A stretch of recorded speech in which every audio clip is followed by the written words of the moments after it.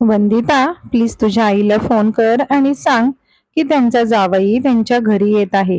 जावयाच्या स्वागतात कोणतीही कमतरता नको.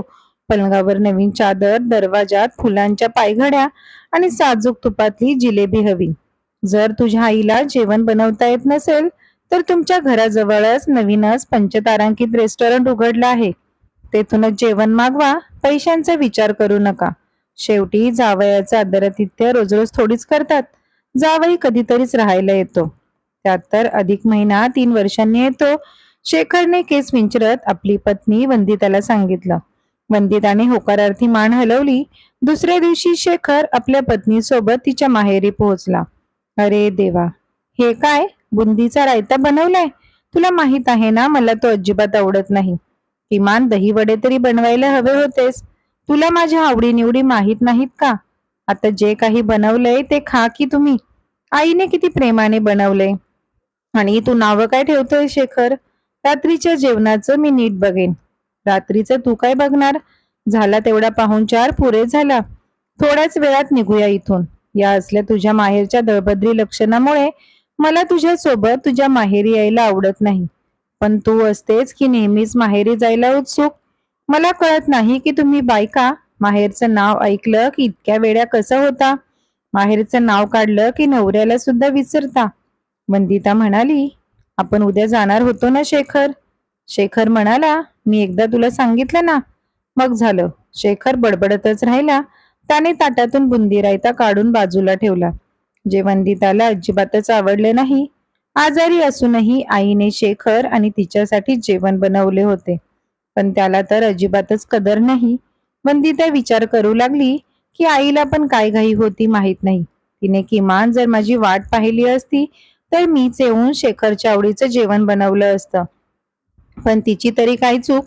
घरातून निघताना 1 तास आधी फोन करून सांगितलं होतं, आई आम्ही आत्ताच येतोय. जणू काही इथं सगळं तयार असेल.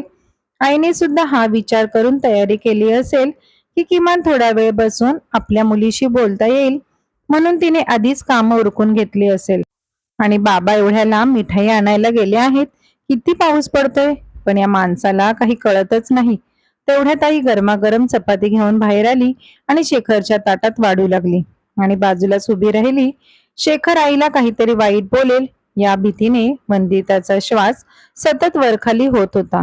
आईने विचारले, शेखर तुम्हाला जेवण आवडलं का?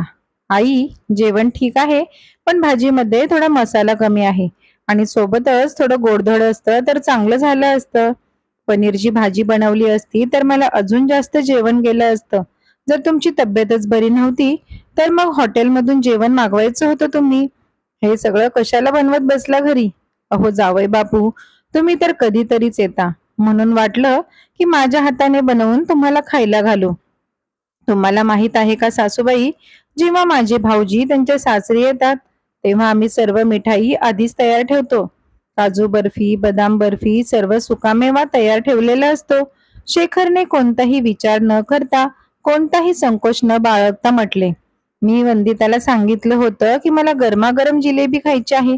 तिने तुम्हाला सांगितलं नाही का? नाही हो जावई बापू, नाहीतर आणून ठेवली असती की. वंदिता म्हणाली, जिलेबी आता मिळत नाही, संध्याकाळचीच मिळते, म्हणून नाही सांगितलं मी आईला. माझी तब्येत थोडी बरी नव्हती, म्हणून मला जास्त पदार्थ बनवता आले नाहीत. असं बोलून मेघनाताईंच्या चेहऱ्यावरचं मंद स्मितहास्य क्षणार्धात नाहीसं झालं. तरीही त्यांनी स्वतःला सावरलं आणि परिस्थिती सांभाळत त्या हळू आवाजात म्हणाल्या, हो, वंदिताचे वडील मिठाई आणायला गेले आहेत, पण एवढा वेळ का लागतोय ते कळत नाहीये. असं वाटतंय की दुकानात गर्दी असेल किंवा पाऊस पडत आहे, त्यामुळेच उशीर होत आहे. तेवढ्यात स्कूटर थांबल्याचा आवाज ऐकून मेघनाताई पटकन दाराकडे गेल्या आणि पाहिलं तर वंदिताचे वडील संजयराव मिठाई घेऊन आले होते. ते आल्याबरोबर म्हणाले, आज दुकानात प्रचंड गर्दी होती आणि हा भयंकर पाऊसही थांबत नव्हता. तुम्ही जावई बापूंना काही खाऊ घातलत का नाही? नाही, ते आत्ताच जेवायला बसले आहेत. अहो, त्यांना पटकन मिठाई वाढा, संजयराव मेघनाताईंना म्हणाले. मेघनाताई पटकन स्वयंपाकघरात धावत गेल्या आणि गुडघ्यात दुखत असूनही त्यांनी मिठाईने ताट सजवून आणले. आईला अशी धावपळ करताना पाहून वंदिताला वाईट वाटले, पण ती तरी काय करणार होती. शेखरने तिला जबरदस्तीने आपल्या सोबत बसवले होते. लग्न होऊन फक्त 3च महिने झाले होते, त्यामुळे नवीन जावई नाराज होऊ शकतो असा विचार करून मेघनाताईंनी वंदिताला शेखर सोबत बसवून जेवायला लावले.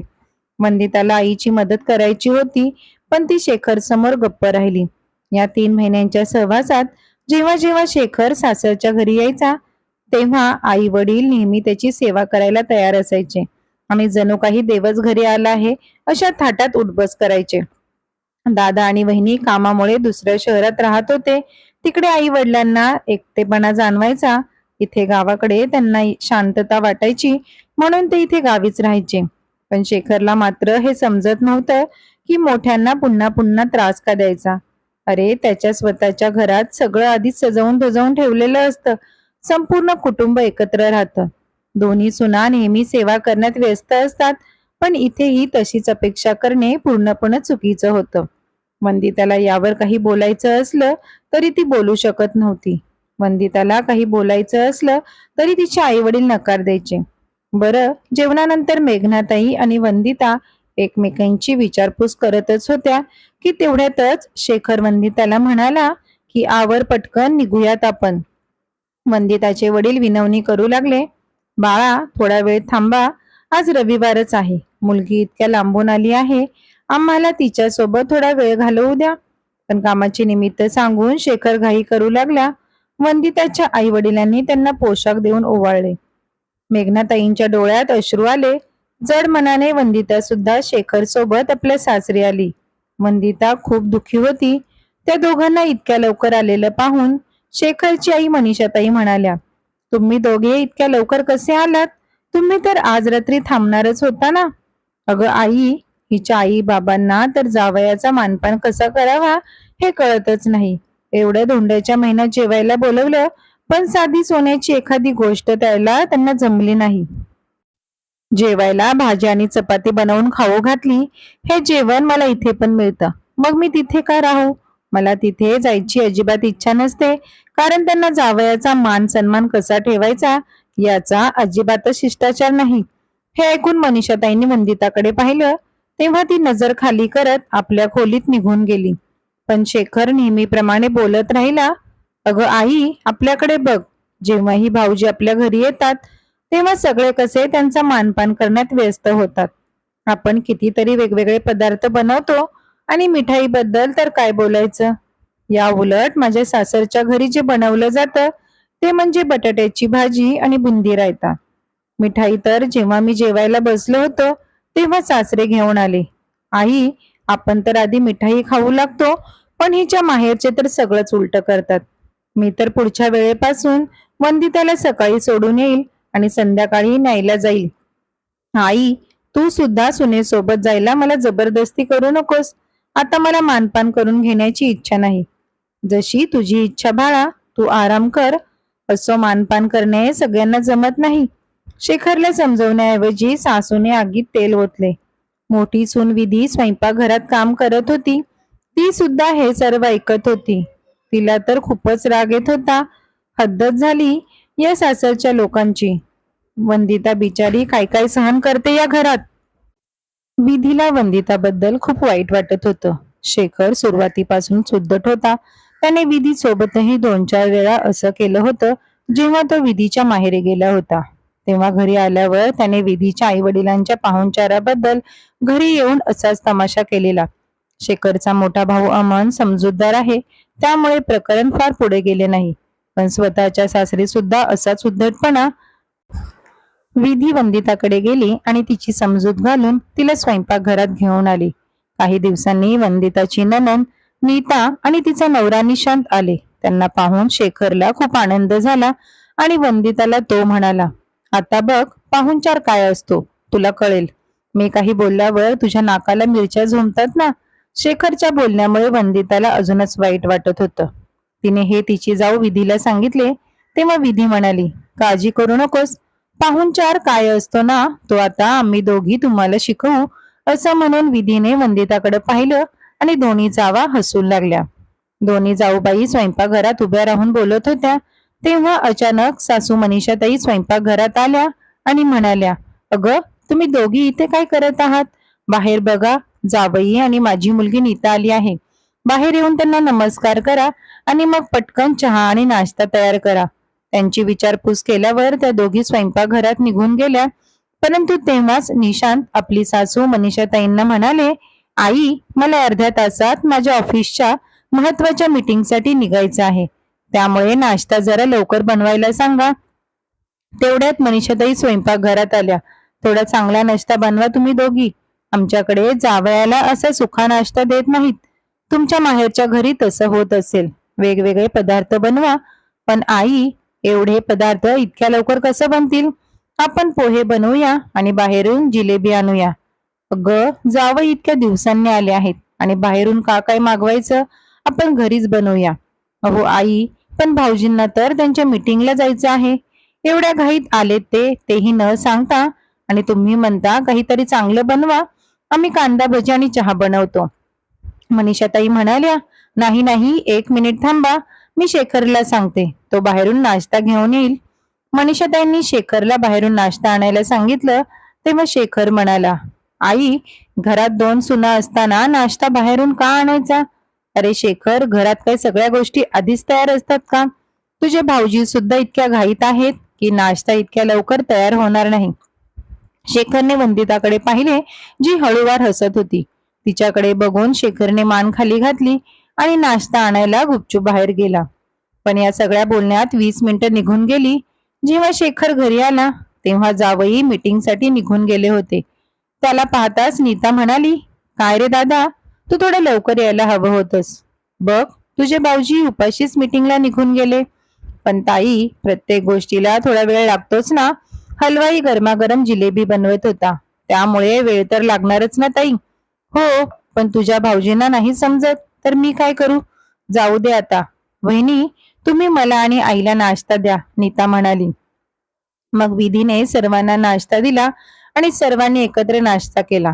एवढ्यात सासूबाई म्हणाल्या, दुपारी काहीतरी चांगलं जेवण बनवण्याचा विचार करा. बिचारे जावई बापू उपाशीच गेले आहेत आणि त्यांनी सांगितलं आहे की दुपारी घरी जेवायला येणार आहेत. तसंही त्यांना बाहेरचं पचत नाही. सासूबाईंचे बोलणे ऐकून दोन्ही सुना हसू लागल्या. विधी म्हणाली, सासूबाई, काय बनवायचं आहे तुम्ही मला आधीच सांगा. वंदिता तर स्वयंपाकघरात जाणार नाही, कारण तिला पाळी आली आहे. आपल्या घरात हे चालत नाही. अशा परिस्थितीत ती स्वयंपाकघरात स्वयंपाक करू शकत नाही. ठीक आहे, तूच बनव. तुला तर तसं जावई बापूंच्या आवडी निवडींबद्दल सर्व काही माहीत आहे, असं म्हणत सासूबाई नीताशी बोलू लागल्या. हे ऐकून वंदिताने विधीकडे पाहिलं. विधीने तिला इशारा केला आणि स्वयंपाकघरात कामाला गेली. पण हे काय, थोड्या वेळाने स्वयंपाकघरात काम करत असताना अचानक विधीची मोठी किंकाळी ऐकू आली. आई ग, वाचवा, मेले मी. ओरडण्याचा आवाज ऐकून मनीषाताई आणि नीता स्वयंपाकघरात धावत आल्या आणि त्यांनी पाहिलं की विधी जमिनीवर पडली होती. अरे, काय झालं? तू ठीक आहेस ना? सासूबाई, मी पाय घसरून पडले. ही मुलं पण ना किचन मध्ये पाणी घ्यायला येतात. नक्कीच त्यांनी पाणी पाडलं असेल. बघा ना आई, माझ्या पायाला किती लागलं आहे. अरे देवा, माझी कंबर. असं म्हणत विधी मोठ्याने रडू लागली.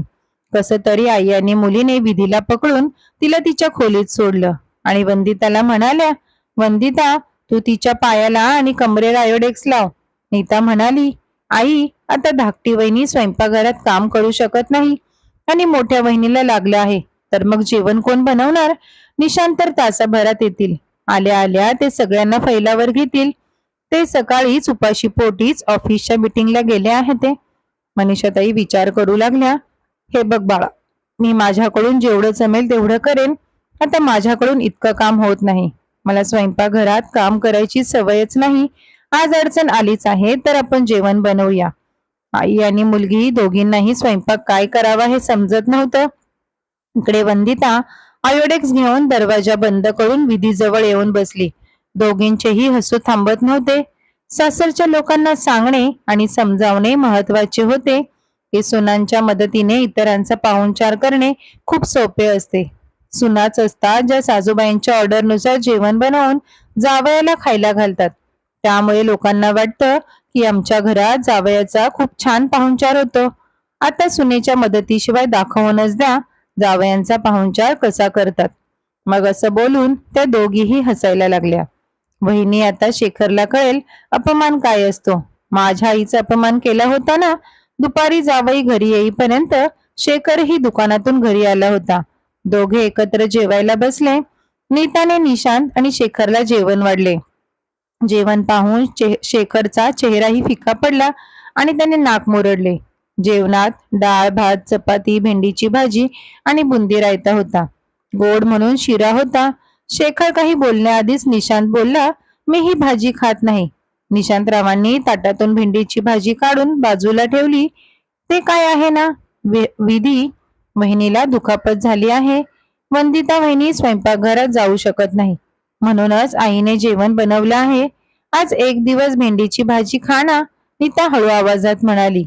हे बघ नीता, पहिलं म्हणजे मी भेंडीची भाजी खात नाही हे तुला माहित आहे. मग तू ती बनवायला नको होतीस. दुसरं म्हणजे हा शिरा जो तू बनवला आहेस तो मला इतका गोड आवडत नाही. हे सुद्धा आत घेऊन जा. निशांत पुढे म्हणाला, मला सकाळपासूनच खूप भूक लागली आहे. जेवायलाही वेळ मिळाला नाही आणि आता काय खायला मिळत आहे तर ही डाळ भात आणि भेंडीची भाजी, जी मला अजिबात आवडत नाही. अगं जावई इतक्या दिवसातून आलाय तर कमीत कमी लोणचं पापड सलाड पनीरची भाजी तरी बनवायची. त्यापेक्षा चांगलं तर मी बाहेरच खाल्लं असतं. मला तेलकट पदार्थ आवडत नाहीत, म्हणूनच मला घरचं जेवण खायला आवडतं. पण भेंडीमध्ये इतकं तेल घातलं आहे, डाळीत इतकं मीठ आहे की. नीता निशांतला म्हणाली, हे माझ्या आई वडिलांचं घर आहे. हे तुमचं सासर आहे. कोणतं पंचतारांकित हॉटेल नाही जिथे तुम्ही ऑर्डर कराल आणि तुमच्या इच्छेनुसार सगळं काही मिळेल. समोरच्या व्यक्तीच्या दृष्टिकोनही समजून घेतला पाहिजे.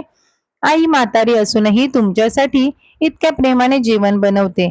तिने माझ्याकडून फारशी मदतही घेतली नाही. आईने बाहेरून मागवायलाही नकार दिला. ती म्हणाली, आज मी माझ्या हाताने जेवण बनवून जावई बापूंना खाऊ घालीन आणि तुम्ही आहात की. नीताचं एवढं बोलणं ऐकताच निशांत गुपचूप जेवू लागला.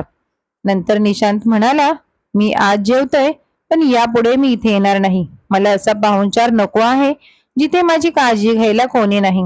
नीता म्हणाली, ठीक आहे येऊ नका. इथे येण्याची काही सक्ती नाही. आपल्या लग्नाला जवळजवळ 10 वर्ष झाली आहेत. वहिनी नेहमी तुमच्या मागे पुढे धावते. या घराची सून तुमचा पाहुणचार करते. आज एक दिवस वहिनी नाही करू शकली तर तुम्ही असा गोंधळ घालत आहात जणू काही वादळच येऊन गेले. निशांत आणि नीता हळू आवाजात बोलत होते, पण शेखर जवळच बसला होता. त्याला सगळंच ऐकू येत होतं, पण तो काहीच बोलला नाही. हा विचार करून की भाऊजी नाराज होतील. तो शांतपणे जेवत होता. आज त्याने आपल्या ताटातून बुंदी रायता सुद्धा काढला नाही. वंदिता हे सर्व पाहत होती आणि शेखर तिच्या डोळ्यात पाहू शकत नव्हता. आज त्याला कळलं की तो वंदिताच्या आई वडिलांशी किती चुकीचं वागत होता. ताई आणि भाऊजी निघून गेल्यानंतर शेखर वंदिताला म्हणाला, त्या दिवशी तुझ्या आईलाही गुडघ्याचा त्रास होत होता, तरीही तिने माझी खूप चांगली काळजी घेतली. आता मी त्यांना यापुढे अजिबात त्रास देणार नाही. आज भाऊजी नीट जेवले नाही म्हणून ते खूप चिडले. खरंच तुम्ही लोक किती आदराने पाहुण्यांचा जावयाचा पाहुणचार करता. आमचं काय, आम्ही तर फक्त दुकानात जातो आणि वस्तू विकत आणून देतो. पण खरी मेहनत तर तुम्हीच करता. वंदिता आणि तिची जाऊ विधी मनातल्या मनात हसत होत्या, कारण धडा शिकवण्यासाठी त्यांनी मुद्दाम हा खेळ रचला होता. मित्रांनो, या गोष्टीतून आपण हा धडा शिकतो की आदर केवळ ताट सजवून नव्हे तर मनापासून आदर देऊन पूर्ण होतो.